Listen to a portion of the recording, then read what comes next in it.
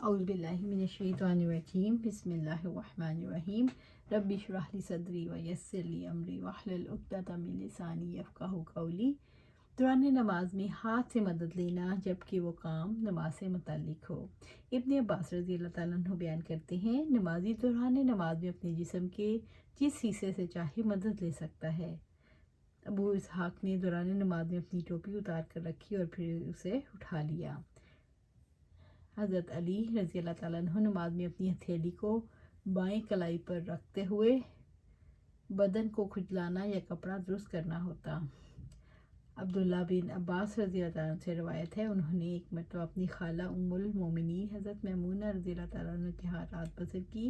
انہوں نے فرمایا، میں سرہانے کے عرض پر لیٹ گیا جبکہ آپ صلی اللہ علیہ وسلم اور آپ کی اہلیہ محترمہ اس کے طول میں آرام فرمائے ہوئے تھی آرام فرما رہے تھے۔ آپ صلی اللہ علیہ وسلم سو گئے حتیٰ کہ جب آدھی رات ہوئی یا اسے تھوڑا سا پہلے یا بعد میں، پھر آپ بیدار ہوئے اور بیٹھ کر اپنے دونوں ہاتھوں سے اپنا چہرہ انور سے نیند کے اثرات دور کیے۔ پھر آپ نے سورۃ آل عمران کی آخری 10 آیات کی تلاوت فرمائی۔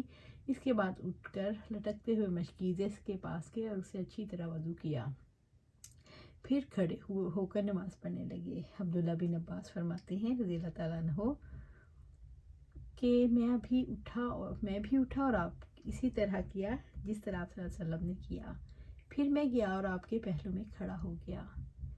رسول اللہ صلی اللہ علیہ وسلم نے اپنا دایاں ہاتھ میرے سر پر رکھا اور میرا دایاں کان پکڑ کر اسے اپنے منہ سے مروڑنے لگے۔ اس کے بعد آپ نے 2 رکعتیں پڑھیں، پھر 2 بعد اذان 2، پھر 2 رکعتیں ادا کی، آخر میں پھر 2 رکعتیں پڑھیں۔ اس کے بعد آپ نے وتر ادا کی اور لیٹ گئے حتیٰ کہ آپ کے پاس مؤذن آیا اور آپ اٹھے اور ہلکی سی 2 رکعتیں ادا کی، پھر باہر تشریف لے گئے اور صبح کی نماز پڑھی۔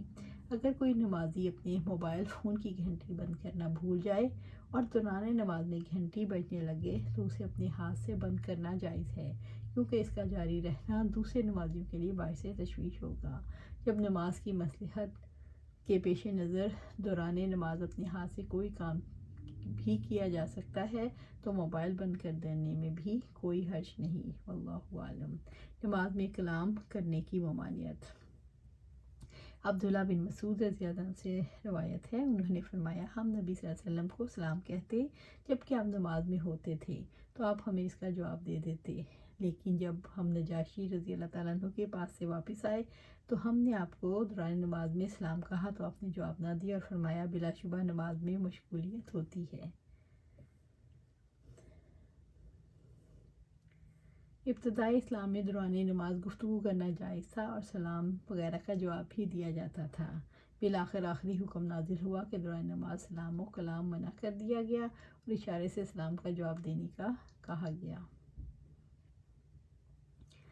زید بن ارقم رضی اللہ تعالیٰ عنہ سے روایت ہے، ہم نبی صلی اللہ علیہ وسلم کے عہد مبارک میں دوران نماز میں ایک دوسرے سے بات چیت کر لیتے تھے اور اپنی ضرورت و حاجت کو بھی ایک دوسرے سے بیان کر دیتے تھے حتیٰ کہ یہ آیت نازل ہوئی، حافظوا علی الصلوات، تمام نمازوں بالخصوص درمیانی نماز کی حفاظت کرو۔ اس کے بعد ہم خاموش رہنے کا حکم دیا گیا، دوران نماز میں گفتگو کرنے سے بھی ہمیں منع کر دیا گیا۔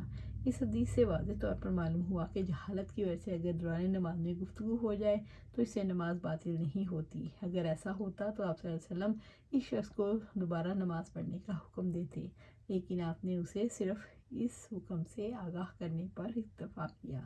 واللہ اعلم۔ اللہ سبحانہ تعالیٰ سے دعا ہے ہم بھی اپنی نمازوں میں خشوع و خضوع لائیں اور بلا وجہ اس کو اپنے ارکان، اپنے جسم کے حصوں کو یوز نہ کریں اور نہ ہی بات کریں۔ اللہ سبحانہ تعالیٰ ہمیں اللہ سے خشوع و خضوع کے ساتھ نماز پڑھنے کی توفیق دے اور اس پر جمع دے۔ آمین یا رب العالمین۔